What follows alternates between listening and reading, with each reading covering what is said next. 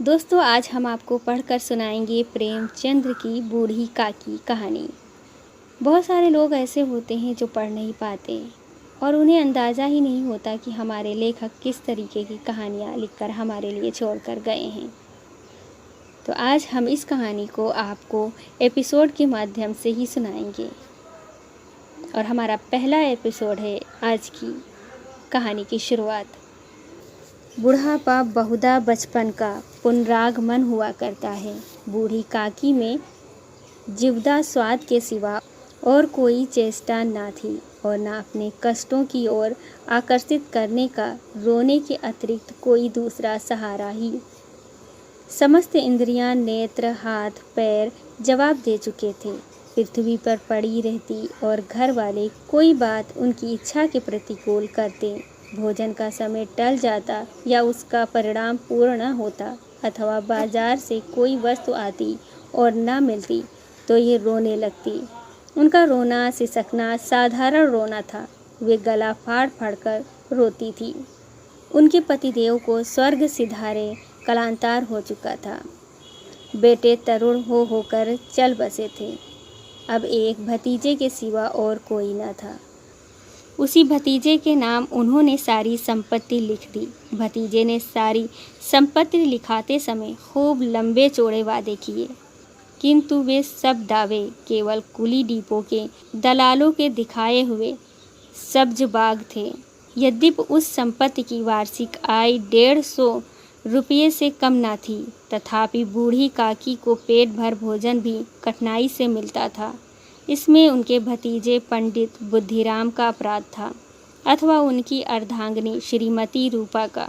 इसका निर्णय करना सहज नहीं। बुद्धिराम स्वभाव के सज्जन थे, किंतु उसी समय तक जब तक उनके कोष पर कोई आँच न आए। रूपा स्वभाव से तीर थी सही, पर ईश्वर से डरती थी। अतएव बूढ़ी काकी को उसकी तीव्रता उतनी न खलती थी जितनी बुद्धिराम की भलमत साहत। बुद्धिराम को कभी कभी अपने अत्याचार पर खेद होता था।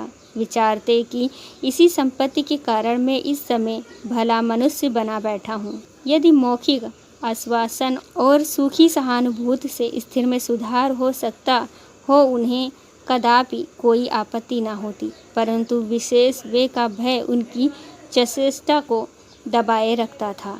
यहाँ तक कि यदि द्वार पर कोई भला आदमी बैठा होता और बूढ़ी काकी उस समय अपना राग अनापने लगती तो वो आग हो जाते और घर में आकर उन्हें ज़ोर से डांटते। लड़कों को बूढ़ों से स्वाभाविक विद्वेष होता ही है और फिर जब माता पिता का ये रंग देखते हैं तो वे बूढ़ी काकी को और सताया करते थे। कोई चुटकी काट कर भागता, कोई उन पर पानी की कुल्ली कर देता। काकी चीख मार कर रोती, परंतु ये बात प्रसिद्ध थी कि वो केवल खाने के लिए रोती हैं। अतएव उनके संताप और आर्तनाद पर कोई ध्यान नहीं देता था। हाँ, काकी क्रोधातुर होकर बच्चों को गालियाँ देने लगती तो रूपा घटना स्थल पर आ पहुँचती। इस भय से काकी अपनी जीवा कृपा का कदाचित ही प्रयोग करती थी। यद्यपि उपद्रव शांति का ये उपाय रोने से कहीं अधिक उपयुक्त था। संपूर्ण परिवार में यदि काकी से किसी को अनुराग था तो वो बुद्धिराम की छोटी लाडली लड़की थी। लाडली अपने दोनों भाइयों के भय से अपने हिस्से की मिठाई चबेना बूढ़ी काकी के पास बैठकर खाया करती थी। यही उसका रक्षागार था और यद्यपि काकी की शरण उनकी लोलुपता के कारण बहुत महंगी पड़ती थी, तथापि भाइयों के अनन्य से कहीं सुलभ थी। इसी स्वार्थानुकूलता ने उन दोनों से सहानुभूति का आरोपण कर दिया था। दोस्तों, आज का ये भाग बूढ़ी काकी यहीं तक। अगला भाग हमारा अगले एपिसोड में आएगा।